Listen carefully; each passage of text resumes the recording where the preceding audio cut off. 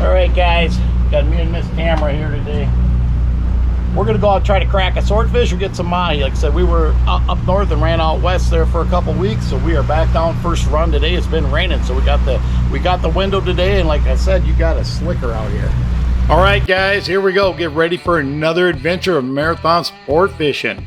On today's episode, I call it a two-parter. The first part of it, Miss Tamara and I head offshore. We're going to boogie out, do some sword fishing.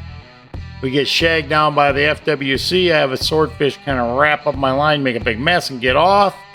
Then we get ran off the grounds by a thunderstorm. On the second episode, I am fishing solo and I bust out one. End of the video, guys, I'm going to show you how I make my wind-on leaders. I do these a little different than anybody else I've seen.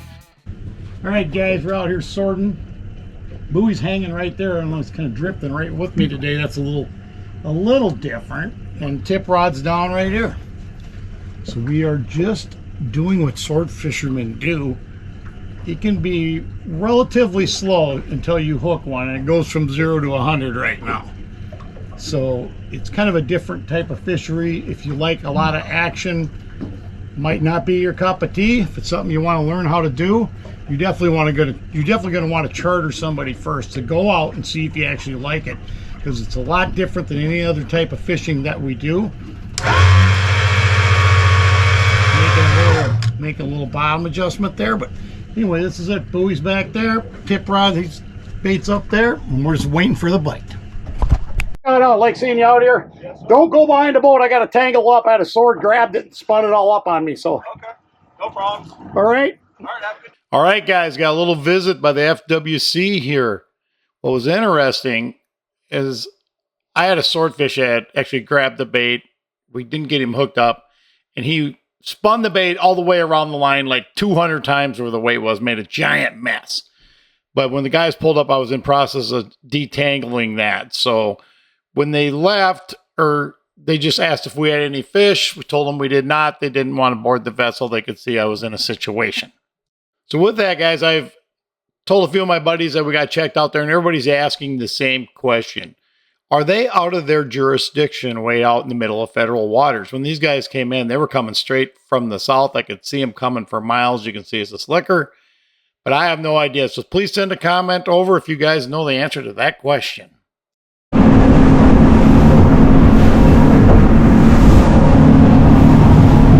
right, guys, we had some thunderstorms moving by in the Sharon County at us. So we had to put on the boogie here.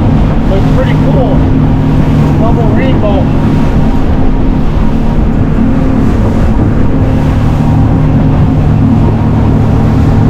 It's time to boogie back to the barn. Out sword fishing.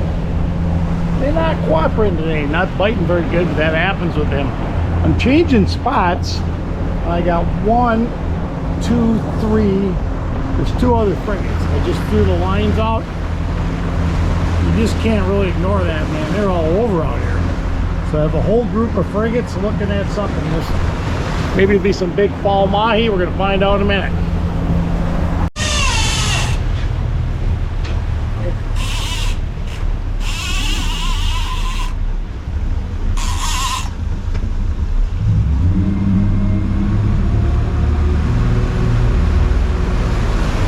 Coming out the boat, guys.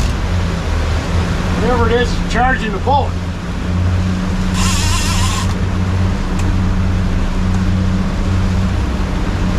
Usually, the thing was just dumping line at first. Typically, that's either a wahoo or a skipjack.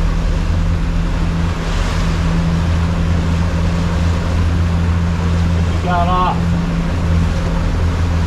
All right, guys, got the lure back in. The radio kicked on there. No hook.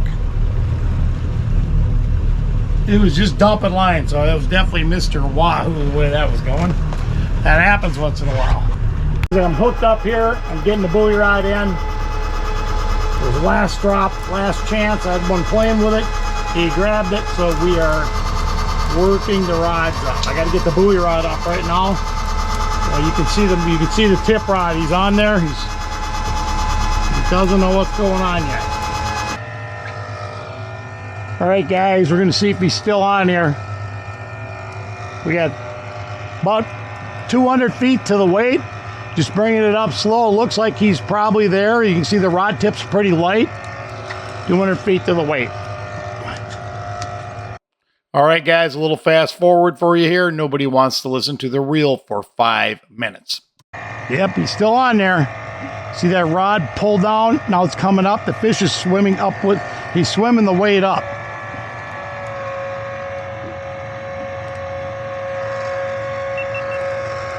$200.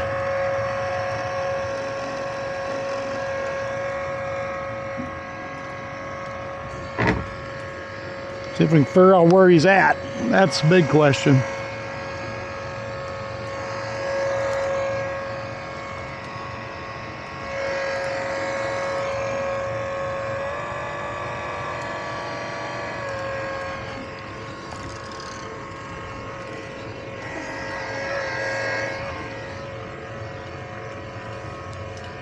Weight's coming up, guys.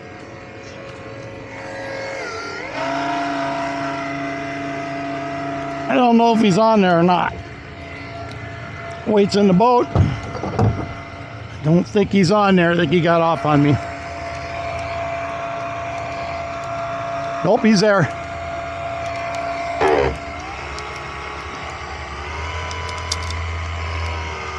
Yep, we got fish on, fish on. Here it comes, guys.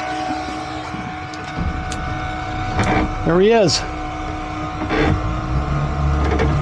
There he is, Mr. Swordy. All right, smaller fish. Nice.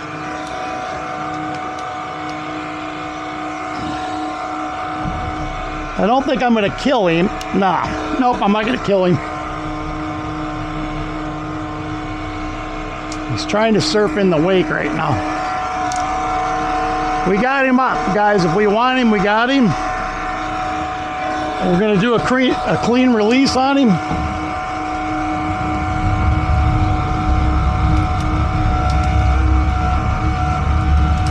Get him over the boat here.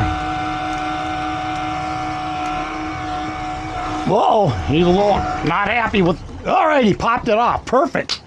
That just saves me grabbing it, guys. I don't like grabbing them little guys by the bill. They're super sharp, but that's awesome. If I would have kept, I turned the drag up on him, so that forced him up to the boat. So I could have easily kept or killed him and just kept the drag off. Right there, he's slashed and peeled it off, but that's awesome. They've been being a bit naughty lately, so I haven't caught one for like 3-4 trips. But there we go. We'll call that one a catch. We're on the leader here. And again, like I said, I didn't want to kill him that size of a fish, but that was awesome. It was my last drop of the day. I'm like, all right, I'm going to try one new spot. I'm going to do my last drop. Look at how we got this. How do you suppose he did that? He's got that in a complete knot. So, all right, guys, here we go. Bait's a little bit, not too bad. A couple whacks on it. Mahi's pretty tough, so. All right, I'm going to get the boat heading toward the ranch, guys. So that was kind of interesting.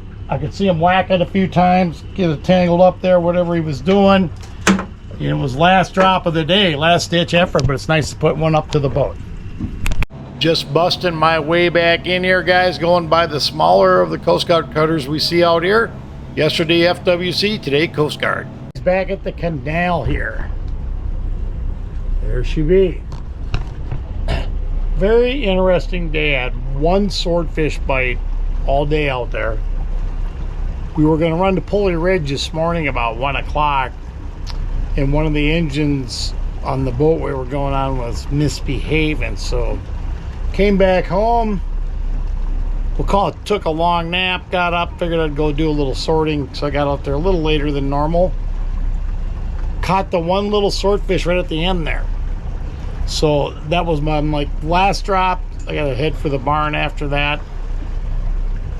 Hooked the wahoo. He cut the hook off. That was a little, everybody was being a little difficult today. We'll just say that. But I kind of discovered on my own a new way to make the wind on leader as far as how you make the loop on the end. I got a different way. I've figured out how to make it. It is very, very simple to make it this direction. I'm going to show you guys that. I'm also going to show you how I make my leader. As far as the loop to connect the weight, how I do that, and where I put it's a little different. So standard 200-pound test. I'll go over some of my stuff here, guys.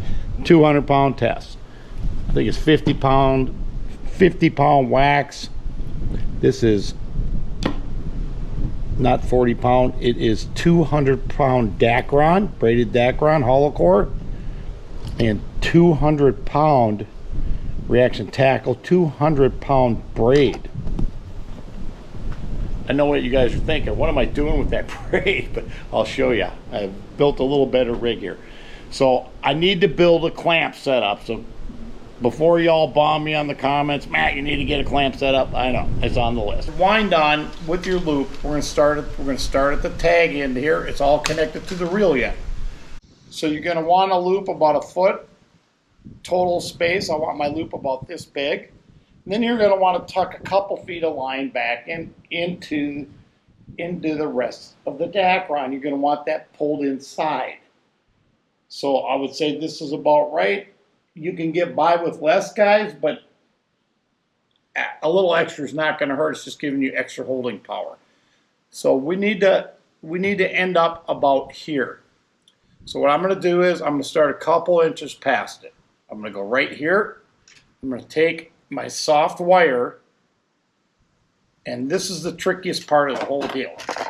You're just going to kind of push this together. I don't know what's all bunched up there, but you're going to kind of push this together just to loosen it up. It'll fluff it up a little bit, so to speak, and you're going to take your wire and just try to insert it into it. And you just hold it up against your finger. You can go all the way through it easy, but it's really simple to do. Okay, that starts it. So what we're going to do is we're going to slide it all the way out. We're going to slide it all the way up to where we want our loop. That's sitting there. So here's where we're going to end up. This part needs to be about 1 inch or 2 above where we started, which is where it's at. So the tag end is a couple inches. The tag end's like about 3-4 inches here from where I inserted. So what we're going to want to do is we're going to want to come out. The loop is going to be about this big. So that's the size of your loop.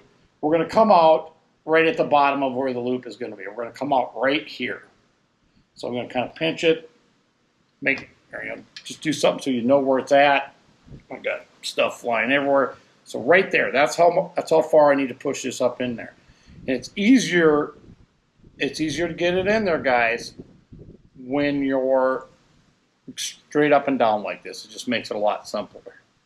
Now you see how this expands. You see how it expands, and as we're pushing it down inside there. And I got a little bend right there I made where I want to come out. Just keeping an eye on that. I'm going to get down to my bend. About 2 more inches to go. Right. Okay, I'm at the bend. We're just going to poke the end out.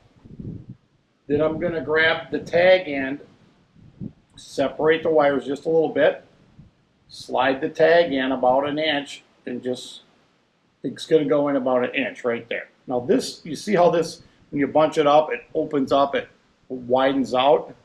So what I'm going to do is slide this. Just give it a little push, a little twist. It starts going right over it. Boom, it goes right over the top of that tag end. So we're going to pull the tag end out down here. It comes right out. And we're just going to slide it out of the wire, all right? So now the loops are correct size, but the tag end's hanging out. We're just going to grab it and smooth it down. You can see it's fatter on the bottom down here than it is above. I'm just going to smooth it and just suck that tag end in. Make sure your loop's the right size. If it's not big enough at this point, before you really cinch it down, you can grab the part that goes inside and pull it out a little. But once you're there, you're going to grab it and tighten it down. It's like a Chinese finger cuff. It doesn't come out, guys. So that thing is locked in there. We want this mono all the way up in there, right? That's where it needs to go. It needs to go all the way up in there. So how do you do that? I'm going to use the mono itself. I'm going to fish the mono up in there. Oops. First of all, I want to cut the end off flush. Here's where the nail file comes in, guys. Take the nail file, and we want to smooth the end, the end off, the round part off. It's maybe better just to hold the nail file on the table. And I'm just rounding it off so it doesn't catch, so it's not burred and it's not going to catch on that dacron. Just rounding it off there. Because if it catches a dacron, it'll burr it up. This is a real important step.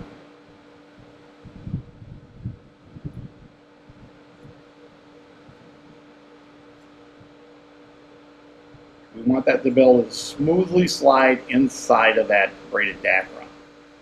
So with your mono too, let's put this over here. So with your mono too, guys,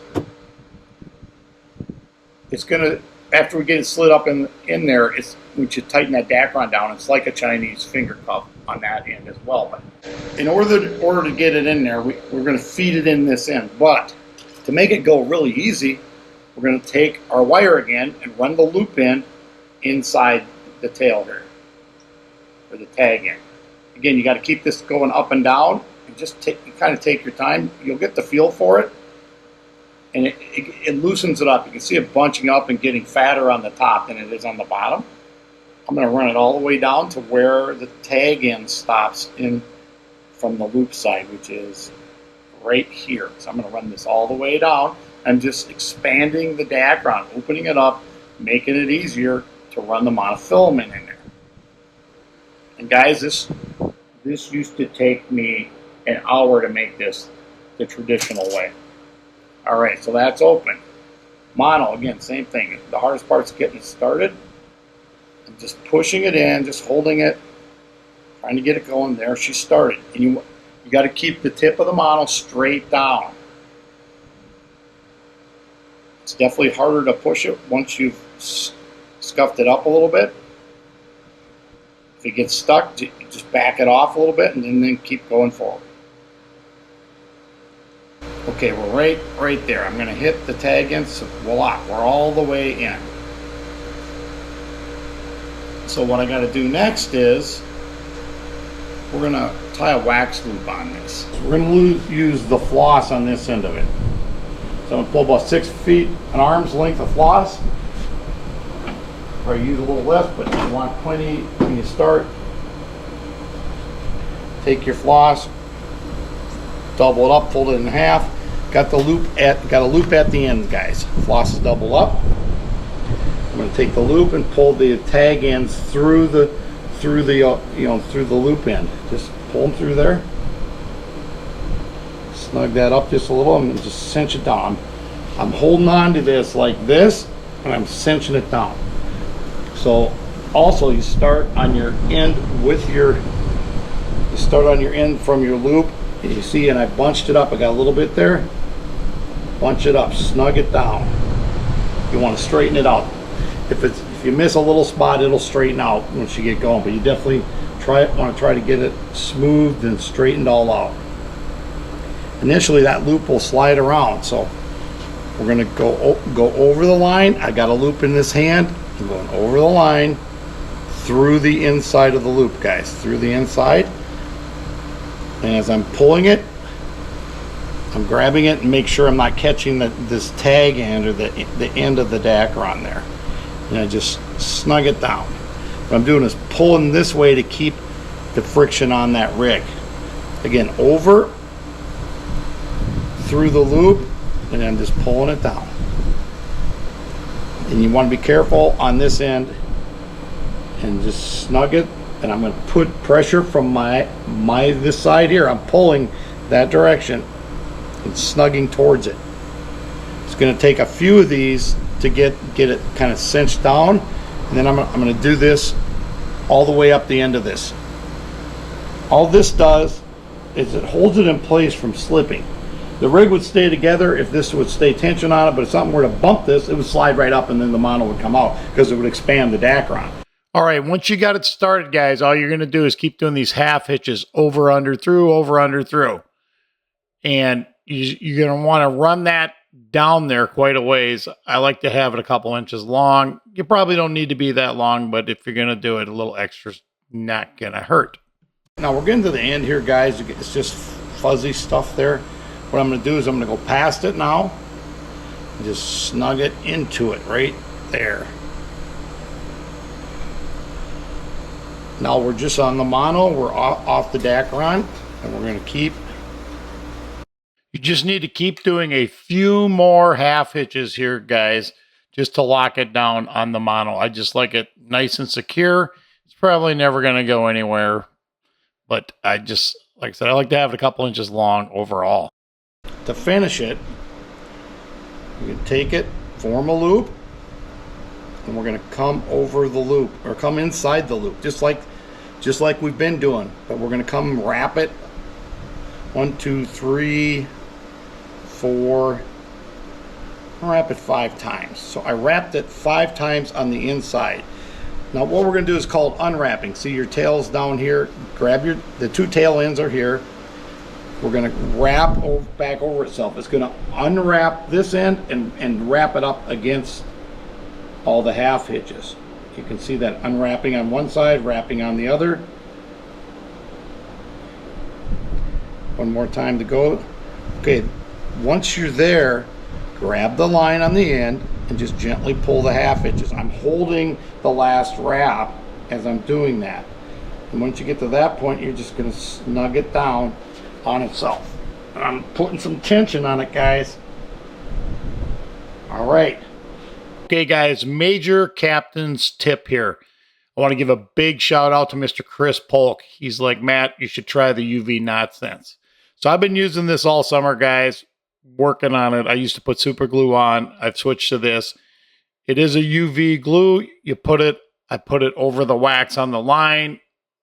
It'll cure in the bright sunlight, but I did buy a little UV flashlight, and I'll put links to both of these in the Amazon description below. But again, big shout out to Chris Polk. I know you're watching, Chris. He watches all the videos and sends me over some comments. And this was a great tip. I use it on all of my line or knots like this, and it's been holding up fantastic. All right, guys, interesting couple of days offshore there. First of all, the FWC giving me a shakedown. I don't mind seeing those guys offshore, and I enjoy seeing the Coast Guard out there as well. So, but if you have any idea, are they in their jurisdiction out there or not? I get a lot of people asking that question, and I do not know the answer. So if you guys know, zip that over in the comments. And if you haven't had a chance yet, guys, please smash that subscribe button. It keeps me motivated to cranking out content for you guys. If you got any salty friends that might like the channel, please share it with them as well. And if you have any other questions or comments or tips like Mr. Chris Polk had for us, shoot them over and I'll share it with the rest of the viewers. All right, guys, for the rigging segment, I had another video I did a couple months back on how I put the floss loop on. You want to check that out as well. This is Captain Matt with Marathon Sport Fishing signing off for today.